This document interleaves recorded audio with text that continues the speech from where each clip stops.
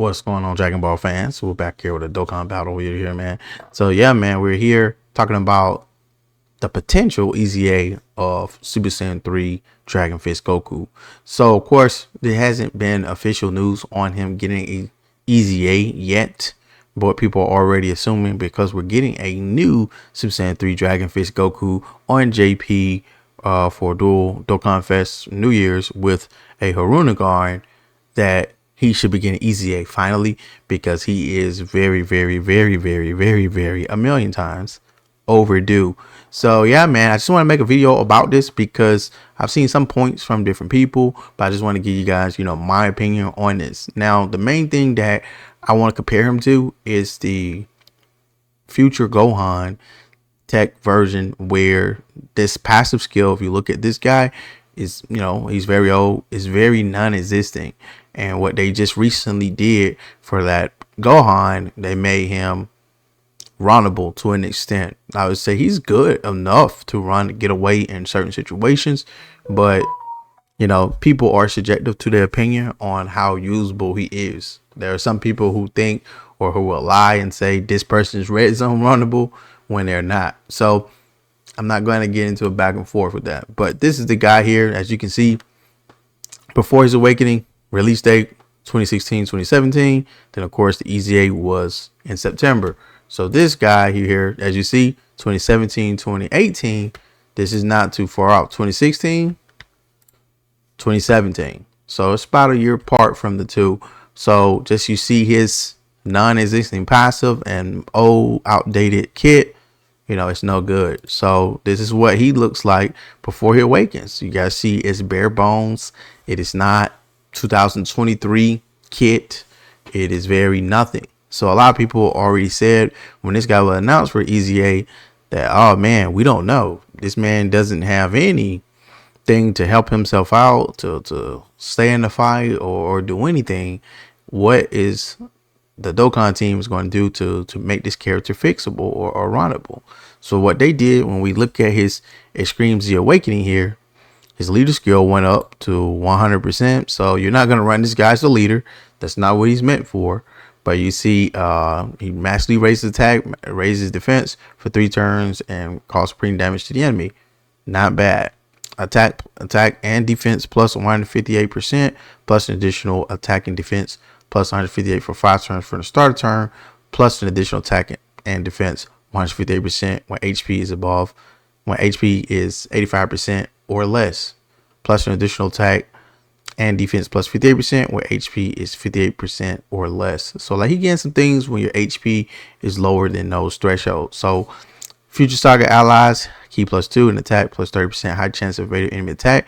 That is very good because this guy, you put him on a full dodge build, you want him to be evading some attack, but he do have some supporting capabilities. He giving key to Future Saga, and he giving them 30% attack. That's very good. So he's a support character. So him having the high chance of evading enemy attack, including super attack, and launching additional attack that has a immediate chance of becoming super attack when there's an Android or Future Saga enemy category. So the last part is iffy. It depends on who you fight, but at least people want to call it, a dodge or die character. So he can run in that regard, and you just hope, he don't get hit. But he do have some defense, to help him out. Plus he's massively raising his defense. Oh, that's attack, but he's at least raising his defense for 3 turns when he supers.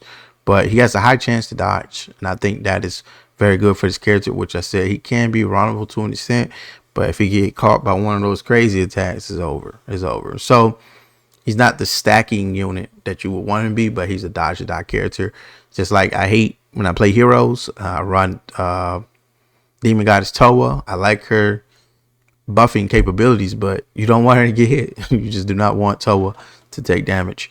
But this is what the kit has looked like from 2016, and Goku Super Saiyan 3 Dragon Fist is 2017. So as you can see, they you see that passive from one sentence. This passive has multiple in here. His super attack change as well. Like I said, the leader skill wasn't touched too much. You know what I'm saying? 100%. It is what it is. Doesn't look like the links change, so that stays the same. But yeah, man, this base, I don't see too much on stats, I guess, going up or anything. So I guess it keeps the same base stats. But yeah, man, not bad at all. Like I said, if we go down here, I don't know how many people comment, but there's 103 comment. Some people went crazy in there. So that's what I would compare it to. So I'm not gonna talk about them yet. But with him, I think he will get that future Gohan treatment, where there's going to be more or less. So as you see, he already has, you know, type key +4, HP attack 100%. Since that Gohan only had, I think, 70, then he went to 100. He may go to like a 120 or 130 leader skill. They want to go higher because he's Goku. It is what it is, but I doubt it. Like I said, most people are not going to run this guy on the leader skill. He's just going to be another unit on the team. So his super attack raises colossal damage with a rare chance to stun the enemy. Causes mega colossal damage, streaming glad low defense. So of course, this guy hopefully gets some defensive stacking. Now, if he raises attack, I know their whole gimmick around the Dragonfish, as you see his passive, defense plus 120% at the start of the turn, attack plus 180%, and defense minus 70% when performing an ultra super attack.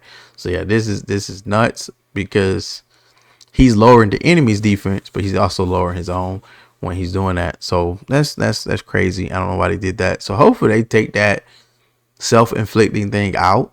Just get him raising attacking defense. It don't have to be, massively or whatever, greatly. Whichever one y'all want to throw in there, that's fine. But a lot of people saying just throw in guard. This Goku with guard would actually help. At least he can be a tank, or he can probably be a slot 1 unit if you pair him up with the other Goku that's going to release on New Year's. Or whatever that time slot is, but just know it's for the New Year's celebration. So that's more likely if this guy get an EZA, he's gonna be ran with that Goku on their respective teams. But yeah, just so I've been Goku, you got a lot of great links here.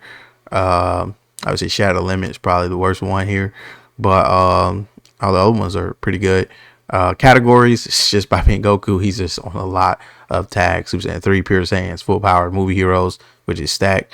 Goku Family, Kamehameha, Final Trump Card, Turtle School, Master Evolution, Bond of Friendship, Accelerated Battle, Power Beyond Super Saiyan, which is stacked, Bond of Parent and Child, stacked, Airbrand Fighters. They just got better for like the last 2 years, I would say. But yeah, like I said, I would say he probably is going to get the future Gohan treatment if they want to do more for him because he's an LR. The Gohan is not an LR. So if they do more for him because he's an LR, I would say he's going to be better than the tech future Gohan that I just went over. So that's my analysis on what his EZA could look like if he gets one. Now here, I know a lot of people are hoping that maybe they get an EZA here, Tapion and Minosha, him and his brother, or some other variants of Tapions. I'm not going to go over that because Tapion is nothing too crazy. Now, if he was included with the Harungarn type of setup, or if he transformed into it or something like that, maybe it'll be an interesting take. But the Harungarn is already himself, but he's not fully transformed. So I'm not sure if that Harungarn is going to go full power, or he has some type of mechanic that makes him stronger. So I don't think so. But yeah, man, we'll see. But there are some different categories now. Story figures and sibling bond, people are not really, feeling those per se. But yeah, you don't see this unit at all. Like, he's just not there. If you just have him for collection purposes, I understand.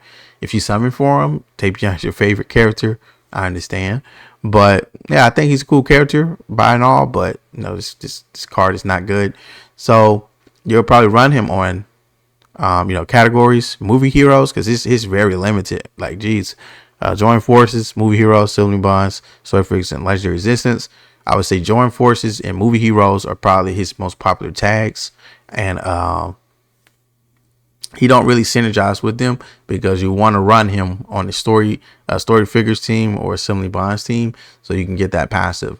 So if he gets the EZA or whatever, I mean, hooray for Tapion fans. But yeah, Super Saiyan 3 is the main guy. Hopefully he gets the EZA. It's long overdue and they do it right. Thank you guys so much for watching. Catch you guys in the next one. Peace out.